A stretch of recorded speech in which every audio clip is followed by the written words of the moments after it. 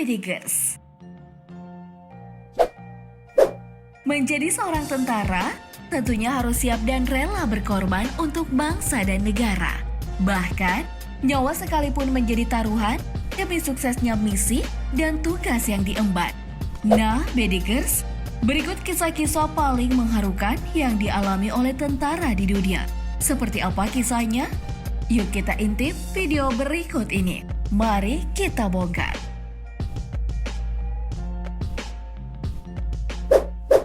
Menjadi seorang prajurit berarti harus patuh terhadap perintah komandan. Namun, Sersan Dakota Meyer, seorang tentara yang bertugas di Afghanistan, tidak mengindahkan perintah komandannya. Saat rekan-rekannya terjebak dalam baku tembak dengan milisi Taliban pada tahun 2009, ia menolak perintah untuk mundur dan memilih untuk menyelamatkan rekan-rekannya. Namun, tindakan penuh resiko ini tidak sia-sia. Meskipun beberapa prajurit telah menjadi korban, Sersan Dakota Meyer berhasil menyelamatkan 36 nyawa rekannya. Atas tindakannya itu, Sersan Dakota Meyer dianugerahi Medal of Honor dari militer Amerika Serikat. Wah, salut banget ya atas tindakannya.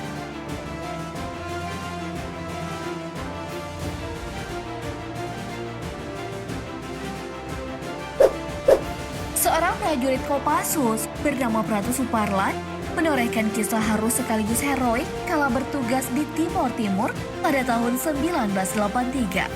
Saat sedang berpatroli, Pratu Suparlan bersama satu unit pasukan kecil dihadang oleh ratusan anggota Fretilin bersenjata lengkap. Pertempuran yang tak seimbang pun tak terhindarkan. Saat pasukan kecil ini semakin terdesak dan mundur, Pratu Suparlan memilih maju sendirian untuk menyelamatkan rekan-rekannya. Meski tubuhnya dihujam peluru musuh, Pratu Suparlan masih sempat menghabisi 6 orang musuh dengan pisau komandonya. Saat Pratu Suparlan tergolek lemas bersimbah darah, musuh kemudian mengerumuninya, namun sungguh tak terduga. Pratu Suparlan masih sempat meledakkan granat yang membuat dirinya tewas bersama puluhan tentara musuh. Atas jasanya, Pratu Suparlan dianugerahi KPLB atau kenaikan pangkat luar biasa dan tanda jasa bintang sakti. Sungguh prajurit pemberani, rela berkorban nyawa demi rekan-rekannya. Salut kan? Setelah Jepang kalah dalam Perang Dunia II, beberapa prajurit Jepang memilih melarikan diri ke hutan daripada harus menyerahkan diri. Salah satunya adalah Teruo Nakamura, prajurit kelahiran Korea yang berperang untuk Jepang. Kala itu, ia ditempatkan di Pulau Morotai, Indonesia bersama ribuan prajurit lainnya. Setelah banyak prajurit Jepang menyerahkan diri, ia bersama 9 prajurit lainnya kabur dan bersembunyi di hutan. Namun karena sebuah perselisihan, Teruo Nakamura memisahkan diri dan hidup menyendiri. Ia lalu mendirikan gubuk di hutan dan hidup bagai Tarzan. Setelah 30 tahun menyendiri di hutan, ia akhirnya berhasil dikembalikan ke Korea sebagai seorang tentara pelarian Jepang terakhir. Wah, akhirnya bisa kembali bertemu keluarga.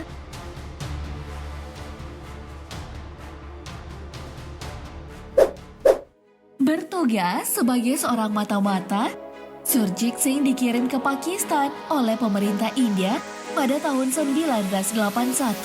Namun, nasib malang menimpanya. Ia tertangkap dan pemerintah India tidak mengakuinya sebagai mata-mata. Surjit lantas dijatuhi hukuman mati pada tahun 1985. Tapi kemudian berubah menjadi hukuman penjara seumur hidup. Nasibnya di Pakistan tak diketahui oleh keluarga. Ia bahkan telah dianggap meninggal dunia oleh keluarganya. Lalu pada tahun 2004, ia diberi izin mengirim surat kepada keluarganya untuk mengabarkan bahwa ia masih hidup. Hingga pada tahun 2012, Surjit akhirnya dibebaskan dan kembali ke India setelah ditahan selama 30 tahun. Wah, kebayang deh rasanya ditahan musuh selama 30 tahun?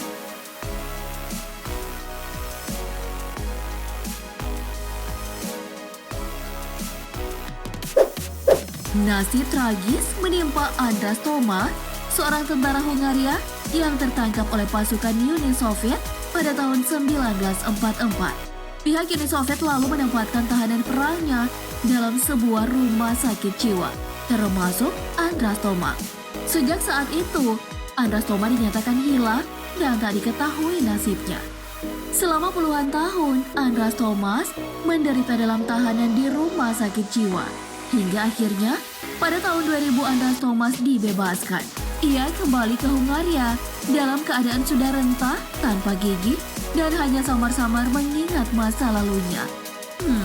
Sungguh tragis ya, Bedigers.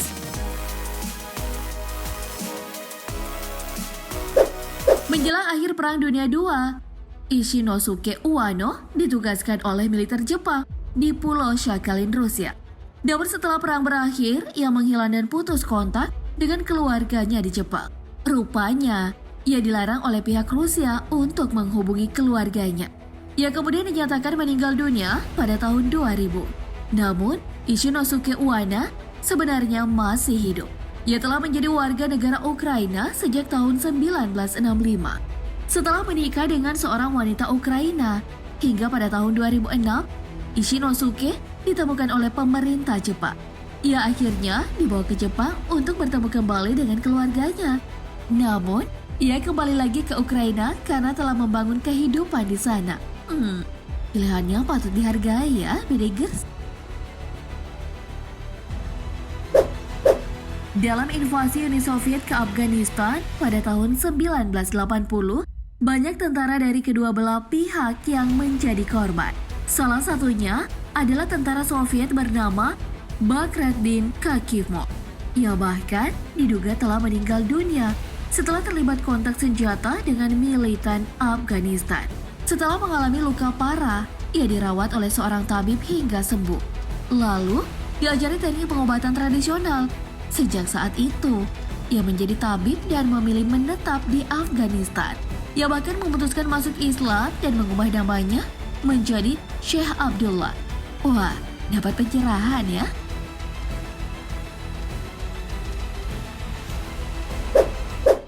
Saat Perang Vietnam meletus, Ho Van Tan berdinas sebagai tentara Vietnam. Namun ketika desanya dibombardir pada tahun 1972, ia masuk ke hutan bersama putranya yang masih berusia 1 tahun untuk menyelamatkan diri. Ho Van Tan bersama putranya hidup di hutan tanpa kontak dengan dunia luar. Selama hidup di hutan, ayah dan anak ini hidup bagai Tarzan. Mereka mencari makan dengan berburu dan memangsa perangkap hewan kecil seperti tikus, kelelawar untuk dimakan.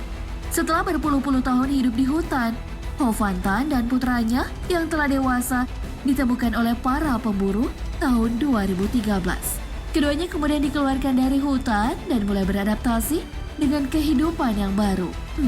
Ini nih, the real Tarzan.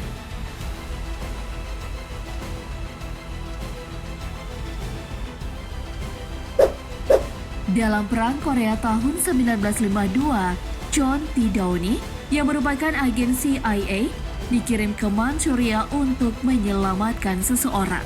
Naas baginya, pesawat yang ditumpangi diledakkan oleh musuh.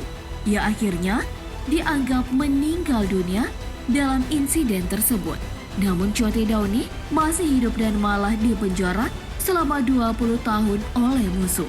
Baru pada tahun 1973, ia dibebaskan dan kembali ke Amerika Serikat. Ia kemudian dianugerahi penghargaan tertinggi oleh CIA atas segala yang telah dilakukannya untuk negara. Sudah sepantasnya kan diberi penghargaan?